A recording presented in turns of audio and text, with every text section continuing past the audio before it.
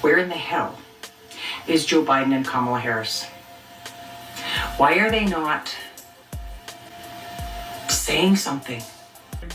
I looked at my phone and I had gotten a text from our union rep, and he told me that I was going to be fired the next day. DEI. Was DEI really meant for us as African Americans?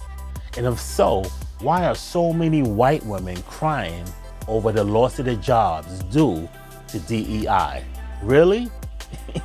You don't want to watch this. Watch white women cry over DEI. Coming up next.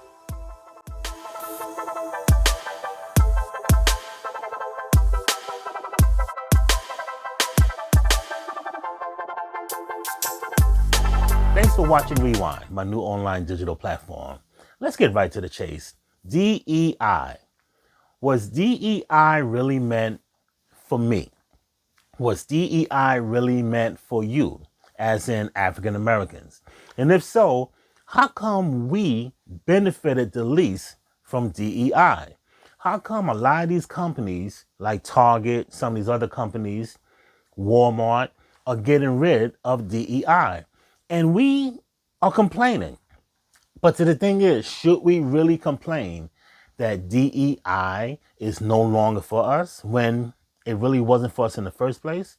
More white women benefited from DEI. Am I right or wrong? More white women benefited from this program. But Trump, Elon Musk, some of these other constituents are doing what? They getting rid of DEI. You know what I'm saying? So what?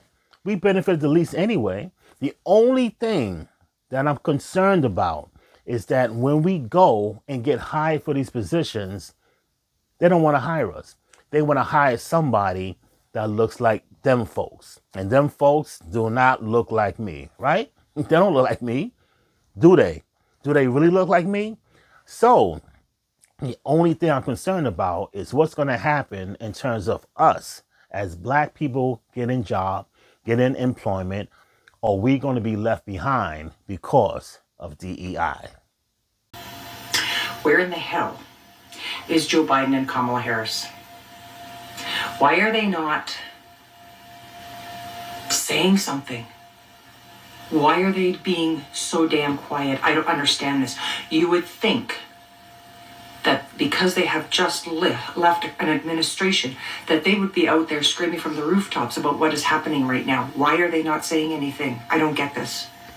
For a second term for people, especially white women, to understand that DEI never meant black. I'm not black. Now, a lot of people complain about these government jobs, these federal jobs that they once had. And Trump, the people that you voted for, he's getting rid of these government jobs, hence getting rid of these government programs. So more and more people are doing what?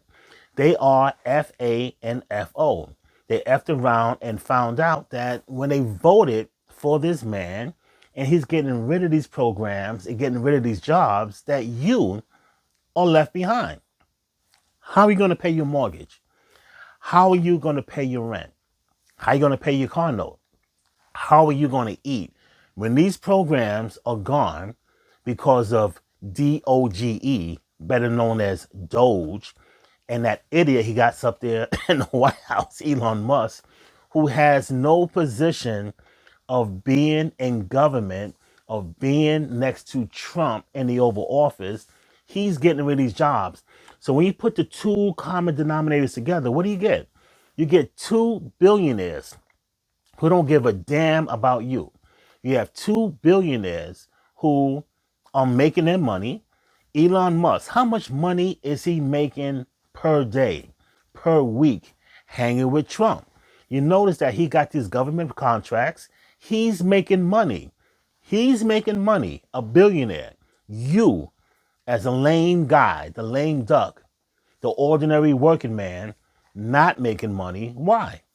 Because your position is gone. Your position is no longer. So the thing is, what are you going to do in terms of making a living? What are you going to do in terms of survival when all these jobs, these government jobs, and these federal jobs are cut. Yeah, it's hard from my perspective to approach the current administration with hope. So as someone who is more of a swing voter, sometimes that's what it comes down to, is those single issues. Because when you step into the voting booth, you're thinking of what's important to you and like the issues that are resonating with you in that moment. And for me in that moment, like, it took me a while, and I made a decision that, looking back, I'm not proud of, but it's the reality of my situation now. The fact that a lot of white women thought that DEI meant minority or black people, that it didn't include them, is the funniest thing to me. Because white women are DEI hires majority of the time. They benefit from DEI initiatives. I do feel regret, and I've had a lot of tumultuous thoughts about that day in the election booth. When you're voting on something that affects you so personally, it's really easy to get tunnel vision, especially in a voting booth when you're staring at, you have two options, right? I mean, it's not like you're given an endless amount of options. So you have to realize one thing. When all these government programs are being cut, Medicare being cut, Social Security being cut, some of these social programs, education being cut, all these things are to do what? To trim the government. But to trim the government on who? Over who? Over your expense. You can't make a living. You can't get a decent job. You can't even get a decent apartment, decent housing. Look at car payments. Car payments, $1,000 a note payment, $1,000 for your note, 1 month, $1,000. That doesn't even include insurance. I've never heard car payments, car notes going into the $1,000, $800, $900. I know somebody's paying $1,200 a month for a car payment. Everything is going up. The price of eggs. I need my protein. I need it. I work out. I can't rely on protein drinks. The price of eggs are going up because of the man that you put in office.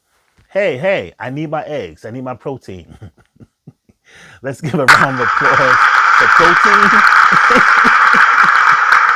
I need my protein. I need my eggs. I have to eat. I went grocery shopping the other day. I just had to pick up a few things here and there. And it came up to $48. And I just had one bag of groceries. 48. What happened to this plan of lowering costs? Gas prices lowering, oil prices being lower. Food, we need to eat. We can do without some of these other things, but you have to eat. And food prices are on the rise. So everybody's saying what? This is all due to the previous administration. Now, I'm not going to cap. The previous administration, inflation was high.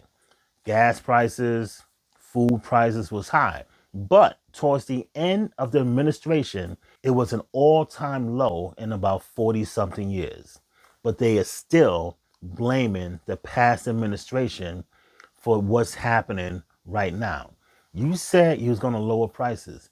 You said when we put you in office that you was going to do things that wasn't done in the previous administration. Yeah, you did do things. You signed all these executive orders. You signed nothing but executive orders over executive orders, and still what's being accomplished? Your approval rating is not that great. Within what, 2 months, 3 months in office? What's going to happen? You signed these tariffs on Canada. Canada is retaliating back because you think that these tariffs are going to benefit the country. These tariffs, one way or another, is benefiting you, Mr. President, not us. Food prices, durable goods, clothing, housing, lumber is going up because of you. And guess what? You put him in office. He said he was going to make so many changes. And you know what? He's right. He kept his promise. He kept his promise of making lots and lots of changes, but these changes are not benefiting you. What are you going to do in the next year? What are you going to do in the next 2 years? What's going to happen in the next 4 years in terms of living, in terms of making a decent wage, in terms of housing? How are you going to survive?